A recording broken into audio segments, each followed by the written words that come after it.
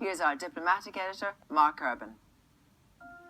Son of a New Jersey property baron, Jared Kushner had a privileged upbringing. His path from Harvard to the family firm looked like plain sailing until 2005, when his father, Charlie, was convicted of tax evasion and witness tampering. Well, I was there. It was obviously a crushing blow. Charlie was a well-respected member of his family and his community, and it was a terrible blow to the family. Jared, as the second oldest child, it was hard for him, as it was hard for his sisters and his brother. The Kushner conviction sprang out of vicious political and family rivalries. Mr. Kushner engaged in a conspiracy. And some have claimed that this battle left Jared Kushner with a strong desire for revenge. There is definitely a psychodrama at play here. A lot of people speculating about Kushner wanting revenge on Chris Christie earlier in this election season.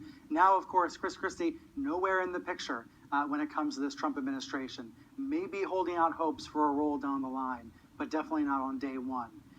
In these cases, oftentimes there is at least a glimmer or a grain of truth to these stories. We've seen both in Trump and Kushner a desire to get even. Hungry yet, monsieur? Or do we start one more day? Jared Kushner's life, with its turns of fortune, feels a little like a 19th century novel.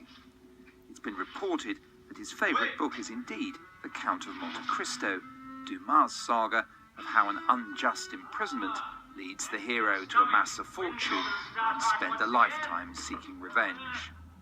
Certainly, his alliance through marriage with the Trump family has now brought him to the apex of political power. Jared is a very successful real estate person, but I actually think he likes politics more than he likes real estate. I must tell you. And he's very good at politics, so. Notoriously reluctant to give interviews, Kushner, who's Jewish, took to the pages of a paper he owns, the New York Observer, to defend Trump against a charge of anti-Semitism during the campaign. Well, one of the people you see in the newsroom behind you is Dana Schwartz, who wrote a story for us, and this kind of shows you what I mean about Jared being a publisher who is not heavy-handed. She wrote a piece questioning why Donald Trump allowed clearly anti-Semitic elements to come support him. And Jared quite forcefully answered that, look, no candidate can possibly be held responsible for every one of his or her millions of supporters, but I know this guy, and there's not an anti-Semitic or racist bone in his body.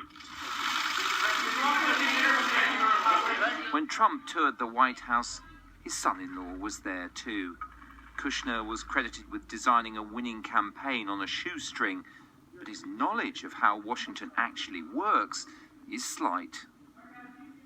Perhaps he's a very able person, but we have no track record to judge that by. He doesn't have any experience, and he is coming into this position by networks, by his family network. And so, he has to prove himself, but it's not for naught that there are anti-nepotism laws because, and it's not just this one relative. There are all these relatives that Trump is putting into power, very close to power without appropriate Chinese walls. So, yes, I think it's a big problem. If Jared Kushner has a tendency for extremism, it's in the matter of family loyalty, and that's what's made him indispensable to Donald Trump. As for his actual politics, he's exhibited what Henry Kissinger has characterized as a considerable degree of constructive ambiguity. Jared's a very fair guy, and he listens to a lot of people and is willing to be persuaded, but is ultimately quite decisive. Just as an example, the Observer is, I think, the only paper in the country that endorsed both Donald Trump and Hillary Clinton in their respective primaries. That not only shows our ideological diversity, but it shows that we pick winners. But let's not forget the Count of Monte Cristo. After Trump's victory, Chris Christie, the man expected to organize the new administration, but who had gloated when Jared Kushner's father was convicted, was fired.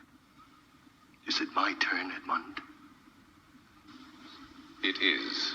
But when it comes to the new White House and the influences on Trump, many pin high hopes on his special advisor, just 35 years old. Many powerful people in Washington and New York find at least some degree of comfort knowing that Kushner is going to be in Trump's ear, literally in the room oftentimes, before big decisions are made. So much of what Trump said on the campaign trail was so toxic, so frightening to many Americans, and yet Kushner is someone who is soft-spoken, is moderate, is in some ways a progressive, and can round off some of Trump's very hard edges. In the dwindling days of the Obama presidency, many in Washington are anxious. The president-elect couldn't be more different in style, one reason why they now pin their hopes on those around Trump. Mark Urban.